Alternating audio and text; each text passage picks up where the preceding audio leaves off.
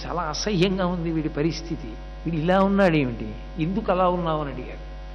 ఆయన అన్నాడు, నేను కలియుగంలో ఈ లోకాన్నంతటినీ ఈ రెండిటి చేతనే పాడు చేసేస్తాను.